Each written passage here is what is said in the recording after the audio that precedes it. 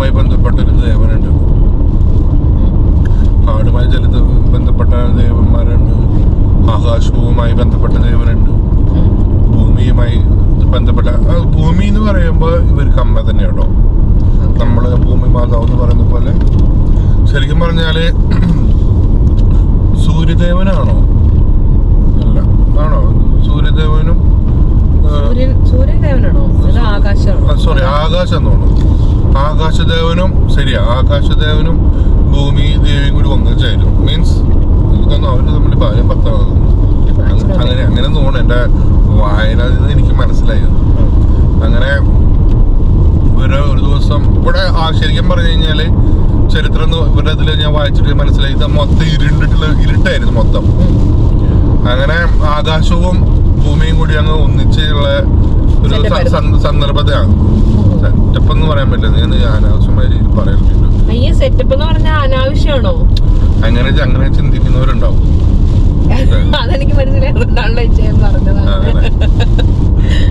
ആ സന്ദർഭത്തില് ഇവരുടെ മൂത്ത മകൻ ഇടപെട്ട് ഇവർ രണ്ടുപേരും സെപ്പറേറ്റ് ആക്കി. അതായത് നമ്മുടെ ഇടയിൽ അമ്മണി വരും.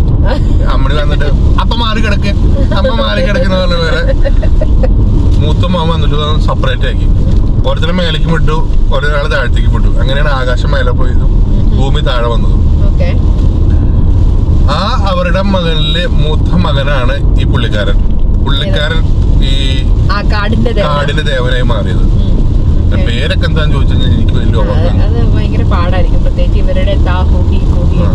ഒരു വായനയിൽ നിന്ന് എനിക്ക് മനസ്സിലായത് അങ്ങനെയാണ്. സംഭവം പറഞ്ഞാൽ മതി, ദേവന്റെ പേരെന്തെങ്കിലും ആവട്ടെ, ഒരു പേരിൽ എന്തിരിക്കുന്നു എന്ന് പറയും പോലെ. അപ്പൊ അത് എങ്ങനെ പറയുന്ന എത്ര ഉള്ളൂ.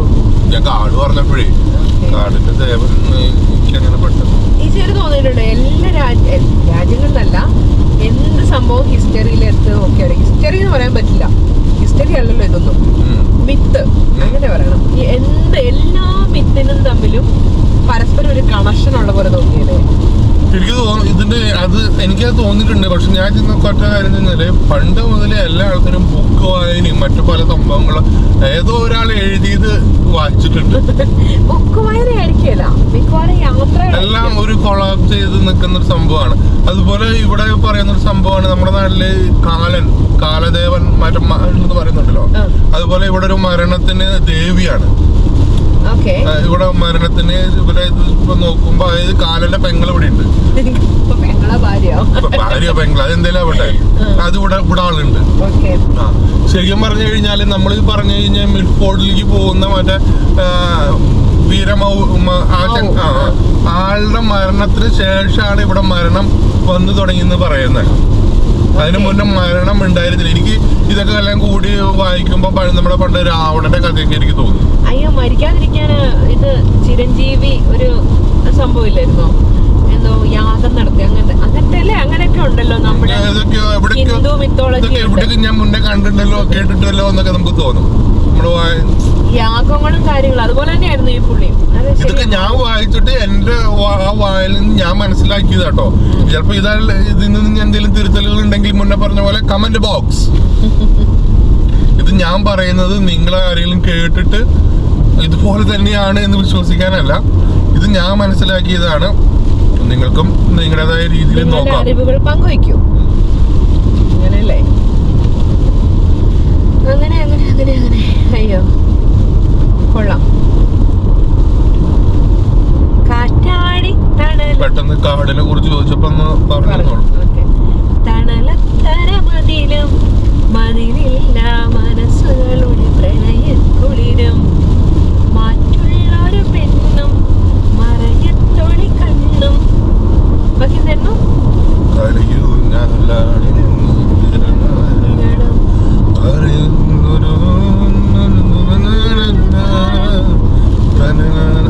തൊണ്ടൊന്നും ശരിയല്ല. അല്ലെങ്കിൽ ഞാൻ പണ്ടൊക്കെ എംജിയിലൊക്കെ പാടിയ പോലെ പാടിയത്. പാടിയ പോലെ ഞാൻ പാടിയിരിക്കുന്നത്.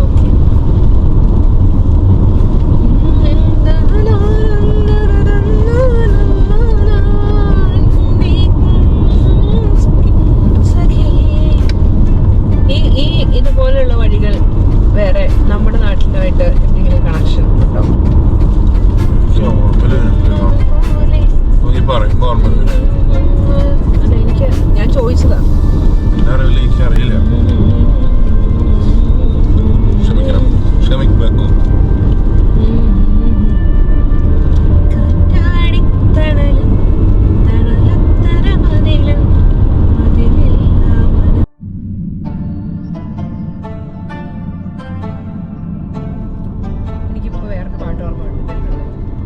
വെൺപ്രാവുകൾ ചേക്കേറുമീ ചുരങ്ങളിൽ വരങ്ങളിൽ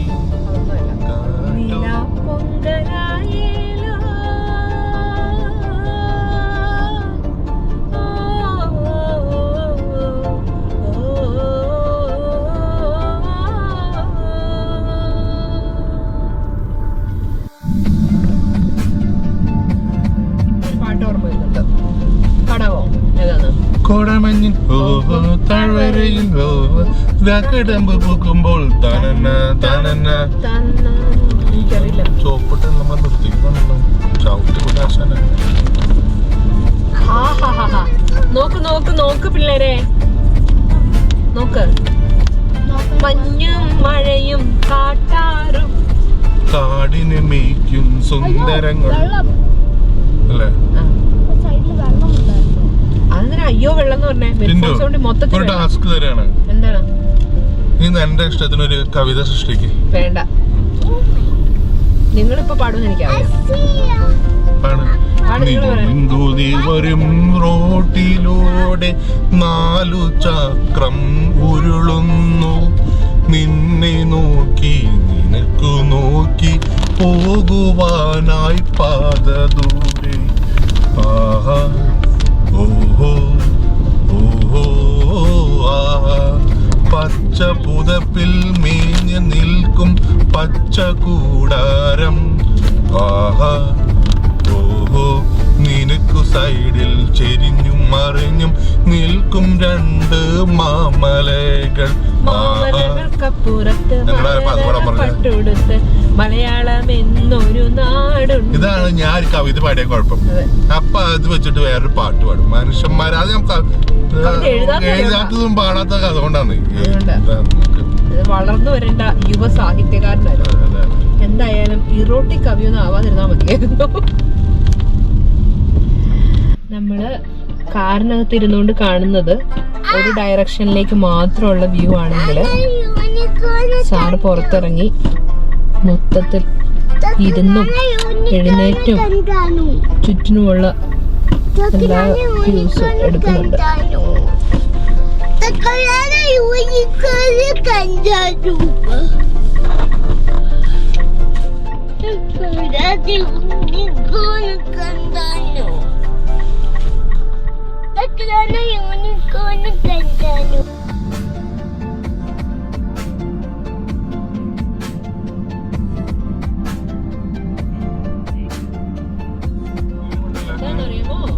നമ്മളിപ്പോ വീഡിയോ എടുക്കുന്നുണ്ട് പൊന്ന, അന്നേരം നമ്മള് പാട്ട് വെച്ചാല് പിന്നെ അപ്പക്ക് അത് പാട്ട് മാറ്റേണ്ടി വരും. നമുക്ക് എഡിറ്റിങ് കുറച്ച് ഹാർഡായിരിക്കും കേട്ടോ.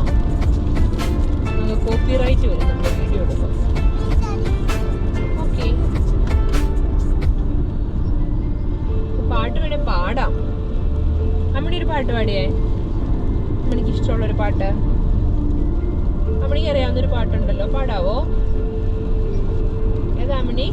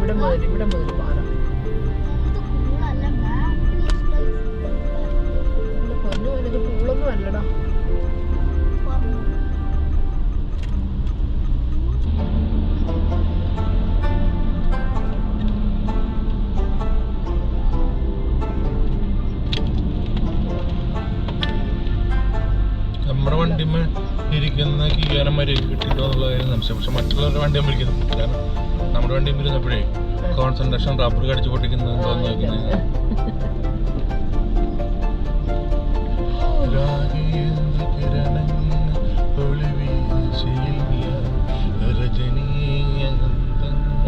എന്തെങ്കിലും ഫിറ്റ് ചെയ്യേണ്ടതായിരുന്നു. അതല്ല, മറ്റത് ഡൈനോസർ തന്നെയാണോ? അതെന്താ ഷാർക്കിന്റെ ആണോ ഇടേണ്ടത്? ഡൈനോസർ നനഞ്ഞു പോകുന്നത്.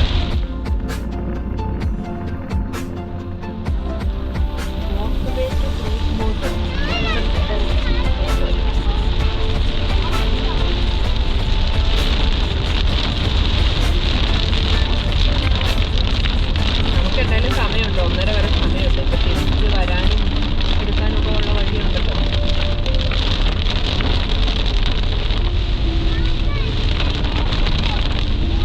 In 400 meters, your destination will be on the left. Okay, ചേച്ചിയൊന്നും പറഞ്ഞില്ല ഇവിടെ.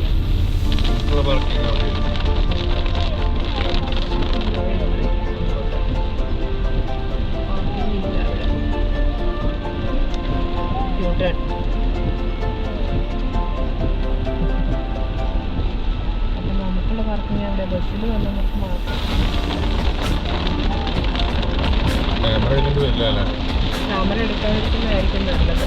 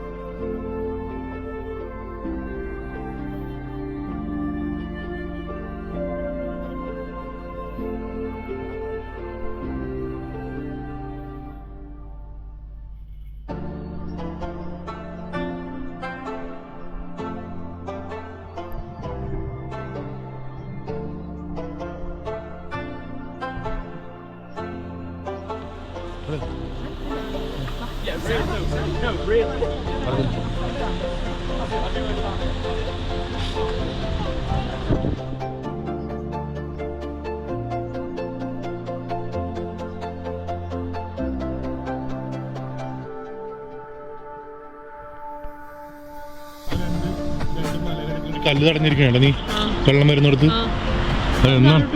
എന്നാണ് ഉരുണ്ട് വരുന്നത് താഴത്തേക്ക്.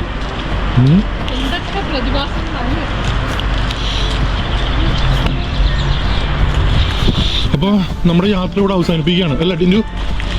തിരിച്ചു മടങ്ങുന്നു. അതെ, ഇനി അണ്ടകടാകം വരെ നനഞ്ഞു. അപ്പൊ എല്ലാവരുടെ അടുത്തും ഒരു ശുഭരാത്രി. ഞങ്ങൾക്കൂടെ രാത്രി ആയി തുടങ്ങി. അപ്പോൾ